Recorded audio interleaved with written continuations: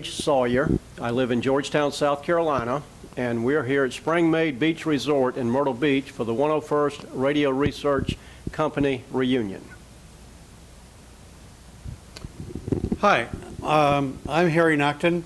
I'm from Cedar Rapids, Iowa, and when we had our basic training, we all were dispersed to Fort Devens, Massachusetts, where we all received our basic training in our military occupational specialty.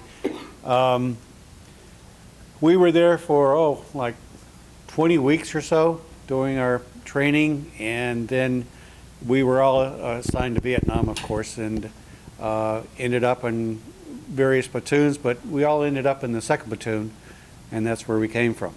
Hi, I'm Tom Yon, Newcastle, Pennsylvania. Upon arrival into Vietnam, we all flew into Da Nang, which is on the coast of the South China Sea. From there, we were dispersed into our various platoons. Some went to 1st Platoon up in Da Nang, some went to the 2nd Platoon in Platoon, some went to the 3rd Platoon in Chu Lai, and the 4th Platoon, which was in the further south in the country of Vietnam. Platoon in Platoon, Da Nang was up in here. Platoon was in the Central Highlands. Upon arrival, we came in and entered into Benoit Platoon. Canto. 4th Platoon. My name is Stan Potochar. I live in New Jersey, and our mission was every month we would take a different unit and monitor their communications, whether it be landline or through the air. One of the missions that we did cover was with the 4th Division, and at that time they were invading Cambodia and Laos to try and wipe out some of the supply lines that the North Vietnamese were using. And as such a mission, we would get down to fire base, which was battalion level, and live like, we lived out of a hole in the ground.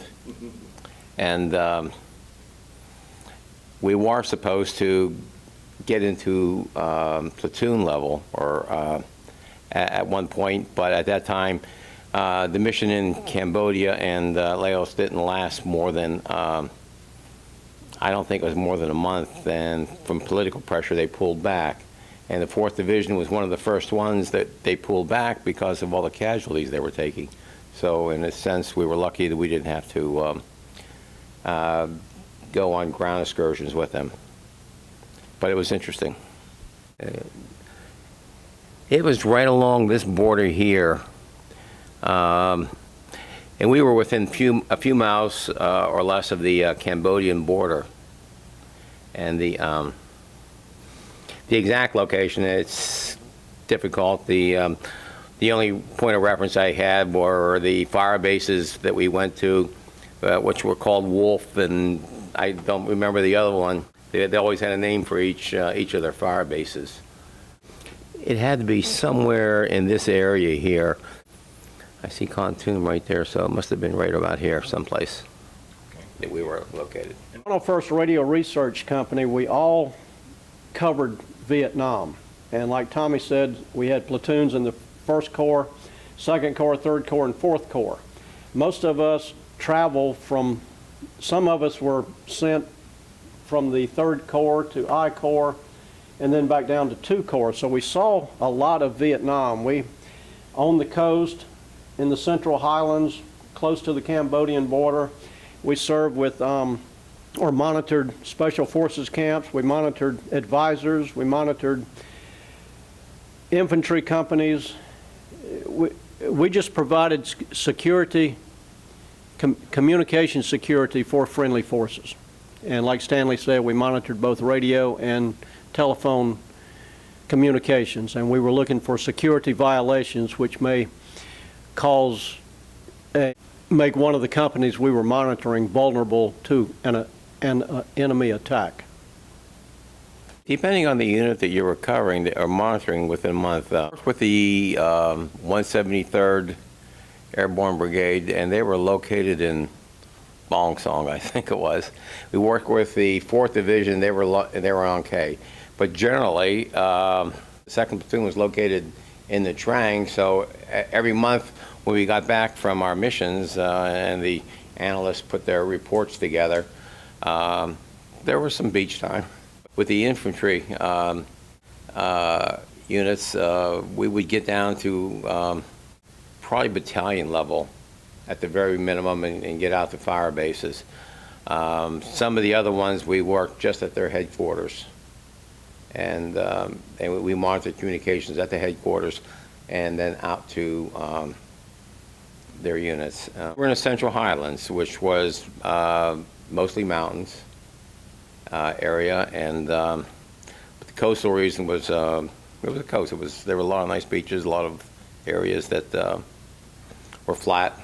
One of the areas that we went to were Van Thiet, and what I remember most about that area was there was a Nook Mom factory located not too far from there, and Nook Mom is a staple that the Vietnamese used to, they put it on their rice. It's fish oil, and they would press, they would catch whatever these small fish were, and bring them there, and they'd press them, and the oil that they got from it, they would put on their fish, and that you could smell it for miles and miles and miles.